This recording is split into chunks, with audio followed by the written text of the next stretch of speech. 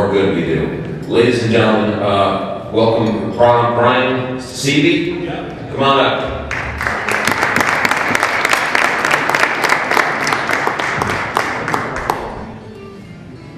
Good evening, family. My name is Brian, and I'm an addict.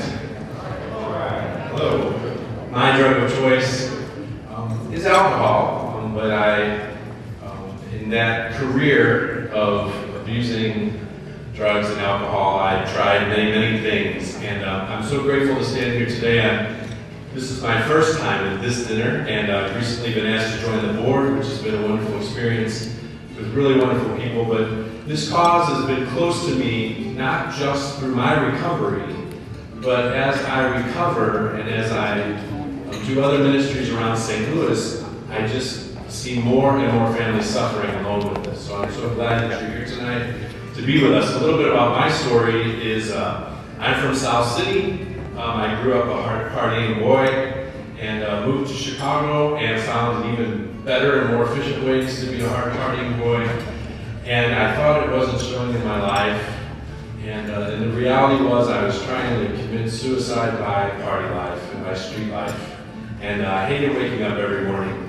And I was furious with God. I couldn't pray. I mean, I literally woke up every day furious that I had to go through another day in pain. And so then I would begin to medicate to try and put an end to that or how to get through it. And luckily some people who loved me saw it and they got me into rehab. And I began several years of working on a 12-step program, working on my recovery, but I just did not put all my pieces together very well. And I moved back home here from Chicago, and I hoped that that would help. And actually, I fell back into some habits that were not great, and I found myself out of control again. And at that point, I recognized it, and I got myself into treatment. And 3 different things happened at that time that I think are responsible for the fact that I now have several years clean and sober. Those things are, first of all, in treatment, I was lucky to have a doctor who explains to me how each and every drug works on our body. And he also explained to me how the medicines that he was giving me would help me in combating that. And prior to that time, I had never heard of naltrexone, but that was what was prescribed to me.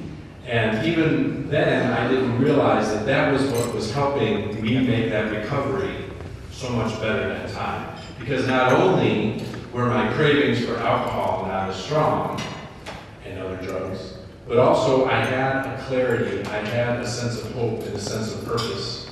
And so I think getting that information and just being fortunate by dumb luck that that doctor prescribed naltrexone for me were 2 of the 3 things that were key to my recovery. And then the final piece was in recovery, I'm a very hard-headed guy, and not a lot of things scare me. And like most of us who have done a lot of hard partying and street living, but there was one counselor that was always yelling at me, telling me I was conceited. And I would just giggle, and I'd say, "Lou, you don't scare me. You can quit yelling. I don't know what you're talking about. I don't think my clothes are better than yours, or I didn't come from a nice place. I'm not conceited. I don't think I'm better than you." And he said to me, he said, "Yeah, but you do, because you think you're always right. You think you have it figured out, that your way is the only way. And you're never going to get sober until you get that out of your head." And so it was only because of that that I agreed to go live in recovery housing. And when I did that, I discovered a place called Temperance House. And I was interviewed by the 2 guys that were living there at the time. One of them was John Stuckey.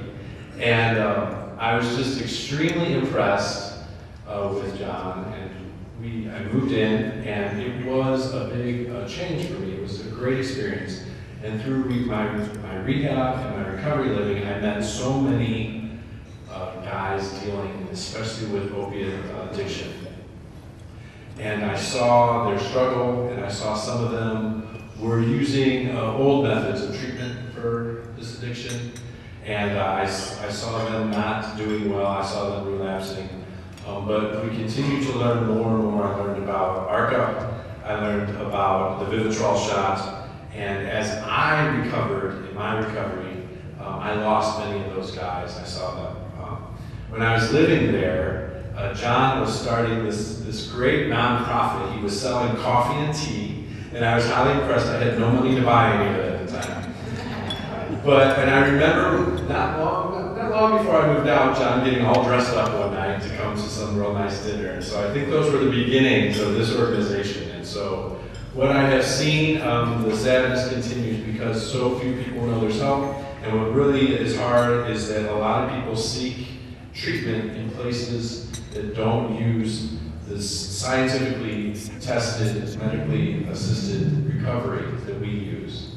And that if we could get the word out about what we can do, and that people do recover, that you don't have to just chronically relapse and worse, right? But that people do recover. So the hope of this organization, the mission of this organization, so that people are educated, and especially that we can help those who don't have access to this treatment.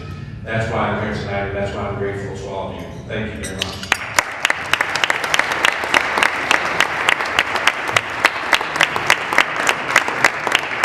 Something Brian said, it stuck with me because I had a heroin addict on the show not too long ago. She was 20 years old, and she told a horrific story about how she was getting high in the Kirkwood High bathrooms while she was in high school.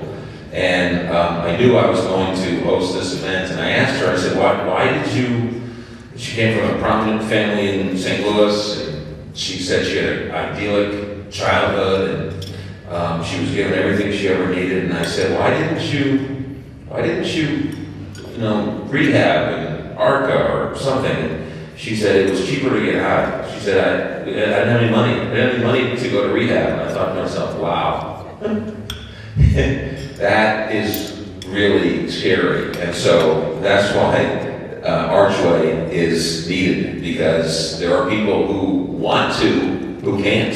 And our next speaker is somebody who's benefited from the money raised by this organization. Ladies and gentlemen, Mr. Chris